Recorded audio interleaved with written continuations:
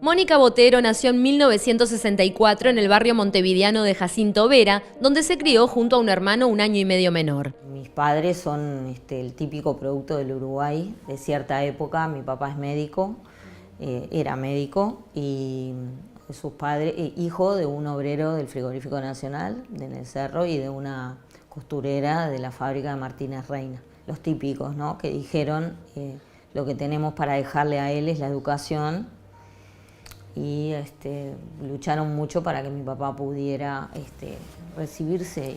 Mi mamá, además maestra, venía de una situación un poco mejor que mi papá, pero siempre de una clase media muy popular. Ellos se conocieron en Cuchilla Alta porque eran vecinos en el balneario. Se hicieron novios de adolescentes y siempre siguieron hasta que mi papá murió. Mónica y su hermano cursaron parte de primaria en la escuela 90 Pedro Figari, pero luego se mudaron al Parque Valle, donde aún vive su madre.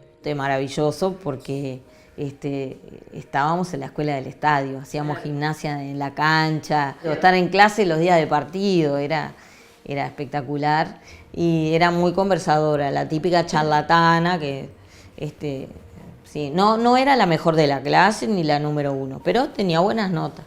Desde los 7 y durante 10 años estuvo vinculada a la Escuela Nacional de Declamación, donde se hizo evidente su gusto por la oratoria y la literatura, aunque era una adolescente bastante solitaria. Siempre fui como esa cosa rarita, medio seriota, medio intelectual, que yo quería demasiado temprano tener una vida adulta. Entonces, y siempre me divirtió mucho más leer un libro interesante o conversar con una persona adulta que yo admirara por algún motivo. Me pareció siempre más interesante que la vida de adolescente. Es una cosa que después eché en falta porque pensé, yo tendría que haber salido más a bailar. Hizo secundaria en el Dámaso y pasaba los veranos en las casas de sus abuelos en Cuchilla Alta, que siguen siendo punto de unión de la familia, ahora multiplicada.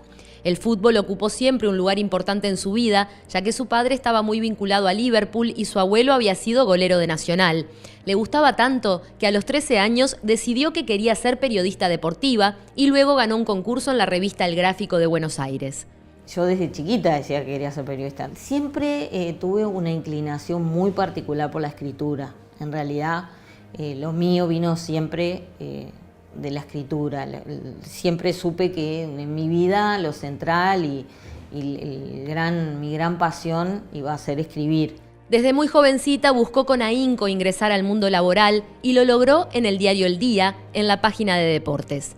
Era como una obsesión el poder trabajar en un diario. Era para mí entrar al diario El Día y ya sentir ese olor a tinta que se te venía y el clima de gente de todo tipo. Era un diario como los de las películas, ¿no? Igual no quiere decir que fue todo maravilloso. Entrar a un diario, a una redacción de un diario en 1982, ¡ja!, te la regalo.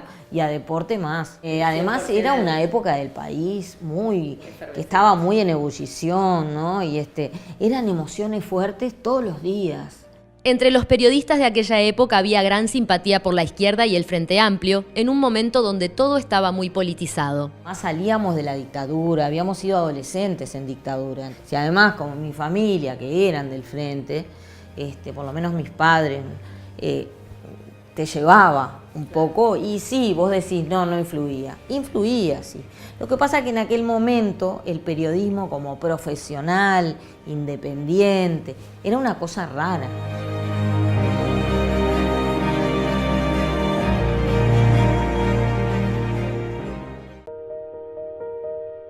A los 21 años, Mónica renunció al diario El Día junto a otros colegas para fundar un diario socialista que solo duró 25 números. Tras quedarse sin trabajo, le llegó una invitación para asistir a un curso de 3 meses en Cuba. Que fue espectacular, éramos 17 periodistas que vivíamos en una casa en El Vedado, una casa impresionante. Ahí tomábamos clases, las experiencias fueron increíbles, pero claro, nos mostraban solo lo que ellos nos querían mostrar. Bueno, y ahí me sentí totalmente seducida. Después fue contratada como reportera por la agencia Prensa Latina y se estableció un año en la isla caribeña. Vine acá a la oficina de Montevideo, estuve unos meses y después me invitaron a ir para allá, estuve allá un tiempo largo y ahí, claro, encontré la mejor cara de Cuba, fueron los mejores años.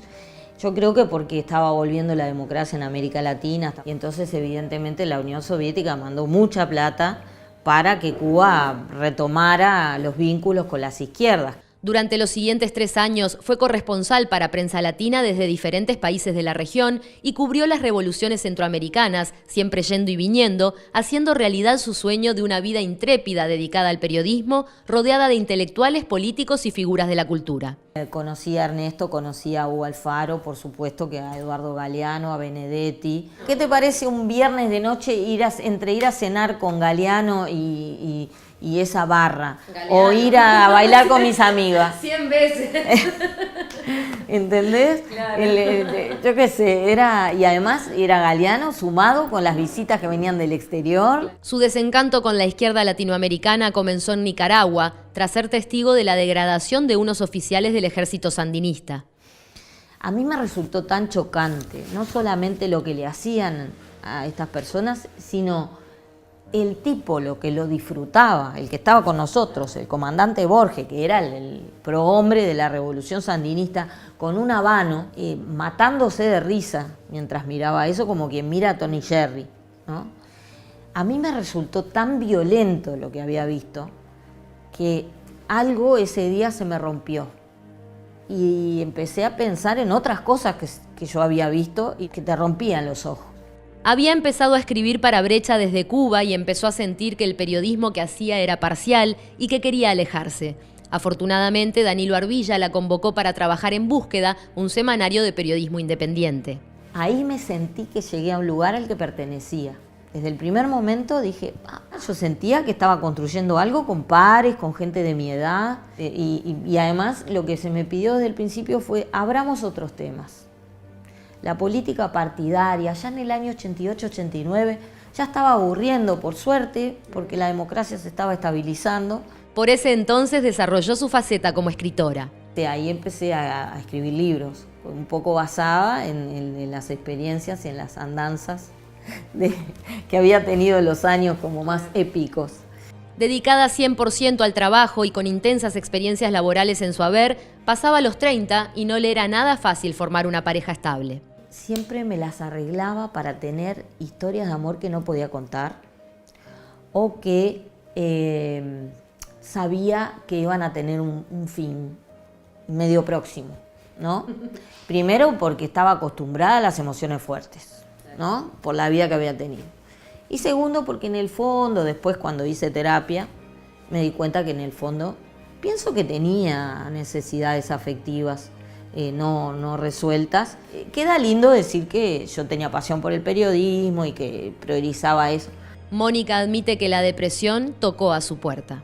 Es muy difícil entender a un depresivo, porque la gente piensa que el depresivo está deprimido porque quiere y no hace suficiente esfuerzo para estar bien. Te sentís muy impotente, porque la tristeza te invade, hay una cosa física a veces de no poder levantarte, y lo peor es que los otros no te entienden. Hay un estigma muy grande con la salud mental y nos cuesta aceptar que a veces tenemos una enfermedad en el alma o que afectivamente somos personas frágiles y necesitamos algo que nos apoye.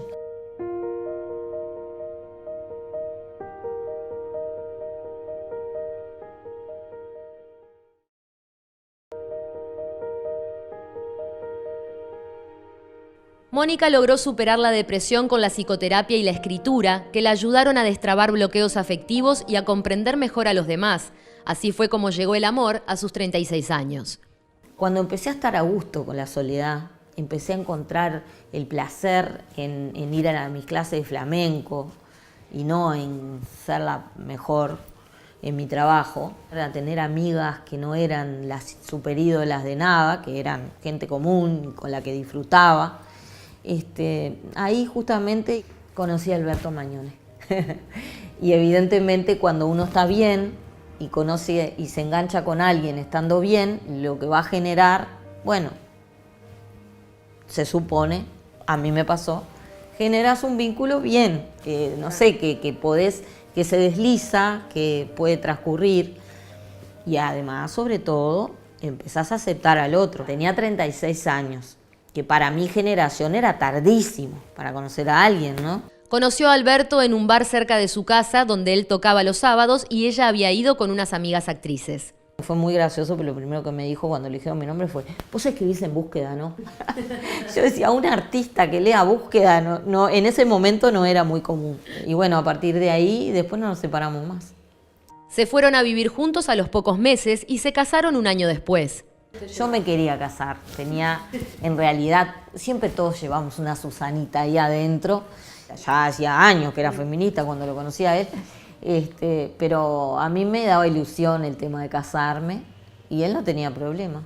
Alberto, 15 años mayor que Mónica, tenía una hija de 11 años que hoy tiene 30. Una gran socia y amiga mía, ahora que es adulta. Cuando era chica y era adolescente estaba más complicado porque tenía que ser rebelde conmigo y yo lo entendí que era así. Al año nació el primer hijo de la pareja, Andrés, que hoy tiene 17, y después Juan, que tiene 15. Mónica admite que la maternidad no fue un asunto sencillo. No fue fácil, primero porque nunca se me ocurrió que iba a relegar la profesión por ser madre. Pero además porque tenía otra idea de la cosa, todo el cuentito de la maternidad maravillosa, que es todo disfrute, que es todo... No te compres toda esa cosa de lo perfecto, pero no te lo compres. Mis hijos eran revoltosos, se peleaban entre ellos, uno de ellos era particularmente inquieto, era muy difícil disfrutar una salida. Más allá de las típicas travesuras de niños, su hijo mayor fue diagnosticado con síndrome de Asperger, parte del trastorno del espectro autista. Hubo que cambiarlo de colegio, había muchas quejas, lo invitaron a retirarse de algún colegio. Me generó una experiencia humana espectacular. Escribí un libro a partir de los miedos que tuve como madre, yendo a buscar a otras madres que habían tenido dificultades en su maternidad. Mónica, que vivía rodeada de cierto glamour como directora de la revista Galería de Búsqueda, encontraba en el hogar un verdadero cable a tierra. Es un ejercicio de humildad muy valioso para la vida, ¿no? Esa experiencia. Yo sería una persona mucho más simple, mucho más desgraciada, mucho más sola, si no tuviera hijos. Pero no puedo decir que no tuve que laburar como china para sacarlos adelante. Y después de muchos años de ellos mismos en terapia, puedo decir que disfruto de la maternidad. Ahora. En épocas de disfrute familiar, llegó el momento de cerrar su ciclo laboral en Búsqueda. Ocurrió en 2017 y fue una de las decisiones más difíciles de su vida. Fueron 29 años de mi vida. Evidentemente las cosas cambiaron, la dirección del medio tuvo un cambio bastante drástico. No me sentía muy cómoda con la nueva dirección. Ese cambio, yo dije, ¿yo qué me voy a quedar haciendo acá? Al poco tiempo fue convocada a trabajar en el programa televisivo Todas las Voces como panelista y en la creación de la revista Noticias Uruguay. Pero además, por esos días, recibió una llamada de Pablo Mieres, líder del Partido Independiente. Él me estaba esperando para decirme: ¿nunca pensaste dedicarte a la política? Y hacerme la propuesta concreta de que me integrara al partido, que evidentemente hay nuevas necesidades de nuevas voces en la política. Aceptó el desafío y adhirió al partido en junio de 2019 de cara a las elecciones internas. Y sentí que a la política, a mi edad y con el bagaje vital que tenía, podía aportarle, pero además siempre fui una activista, solo que con el tema de las mujeres y siempre pidiendo para que las mujeres le dieran lugar en la política.